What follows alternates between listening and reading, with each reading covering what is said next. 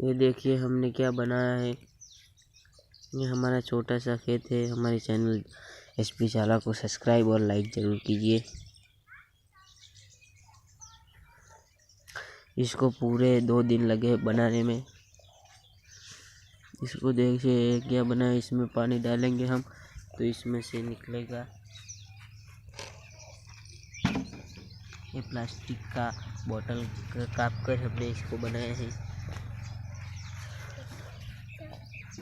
इसमें कुछ भी इलेक्ट्रॉनिक्स की वस्तुओं का इस्तेमाल हमने नहीं किया है।